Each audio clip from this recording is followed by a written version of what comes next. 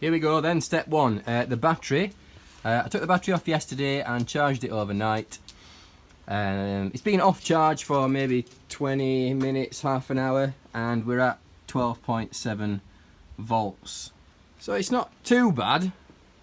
It does seem to be going down of its own accord. I'm not sure how far it's going to go down.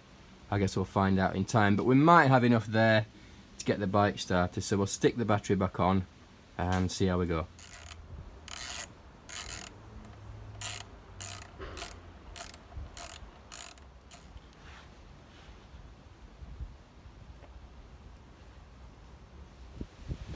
That's the battery on then. Moving on, we're going to take the spark plug out and see what sort of state that's in. I believe that's located over here. It is located over here. We've removed the spark plug cap already. That just pulls straight off. Just move it out of the way. And this spark plug is a 12mm spark plug socket. So that was not one that was in my set, but I do have one elsewhere. So that's a 12mm spark plug socket.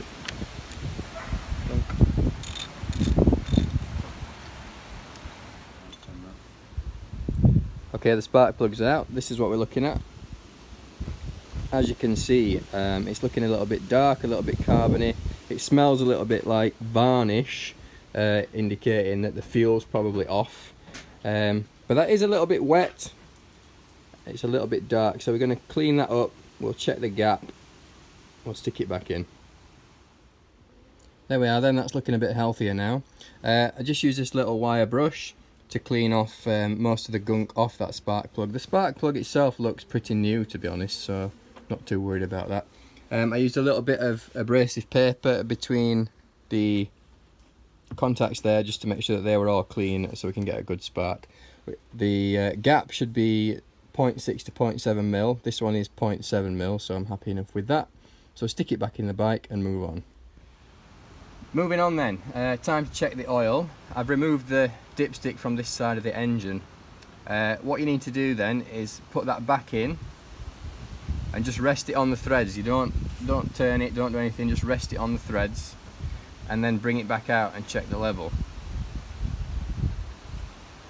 So this is showing as full. We are on a slight slope this way. We did check this on the flat. It is about half full in actuality, but you can see anyway that the oil is fairly clean. I think that's been done fairly recently, so we've got oil in there, which is mainly what I wanted to check before we try and start the bike. But that's how you check the oil. No treacle here. The next port of call is the airport. We're going to check out the air filter. It's tucked away behind this side panel. Couple of quick bit of screwing. Number 4 then.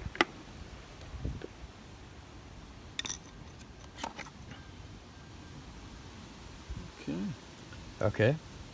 What do we think? It's an air filter. It's a little bit dusty. I think it's certainly no K&N special. It's not the worst in the world. It's No. obviously not brand new. I've seen worse. I think for now, at least, it's good.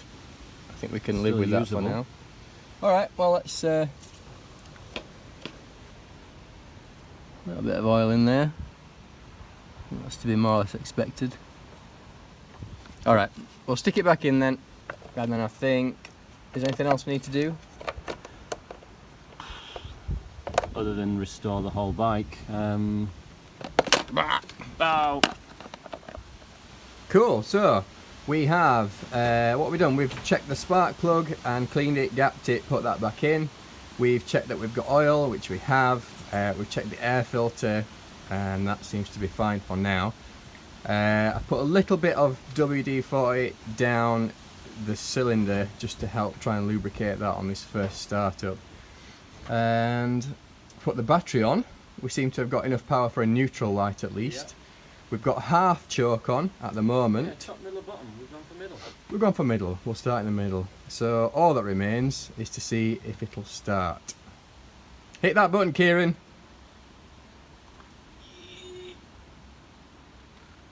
Nothing. Nothing? Nothing at all? at all. Oh, well, that's disappointing.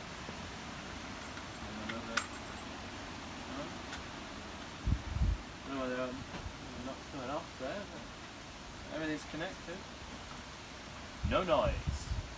Nothing at all. Okay, more work to be done. Let's investigate. I think we found the culprit. So, what was the battery? 12.7 or something. It's gone down to 6.8, sort of hovering around 6.7, 6.8, which is definitely not enough power to start the bike. This model does not have a Kickstarter, it's electric start only. So we'll have to take that battery off. I think we've concluded that that is busted. Oh, it's gone back up a little bit since Kieran turned the ignition off. Yeah. Creeping away. Creeping up again. Still not really sure about that battery, so I think that's probably the issue there. We'll have a think about that one. We might borrow a battery off something and try it again. Take two then. We've borrowed a battery off something else, and we're gonna see how we get on with this one. So, Kieran, if you would, your magic thumb ready. Oh. Come on! You got this! You can do it! Give another whack.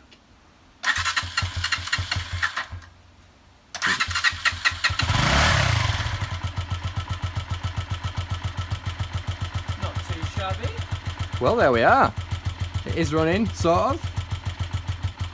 Still Idle sounds a little bit low, but yeah, as Kieran says, we've still got all fuel in there. The carburetor's not been cleaned, so that might be gummed up a little bit. But she's running under her own power. Oh, until Kieran ruined it. So I think for now we'll call that a success and decide that we need a new battery. But yeah, success. Huzzah!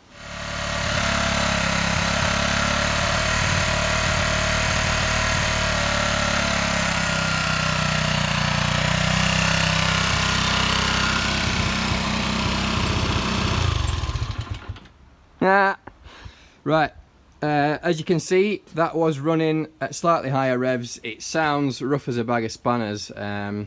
We were thinking possibly, as you might expect, the carburetor's probably a bit gummed up, so I think the next step is to remove the tank and then start getting the carburetor off, stripping the carburetor down, cleaning it out, see what difference that makes. We've done this in a slightly backwards fashion because we were also thinking we need to check the valve clearances, but now we've started the engine. The engine is a bit warm, which means we can't do that until it's properly cooled down. So, yeah, apologies, we're just going to crack on with the carburetor.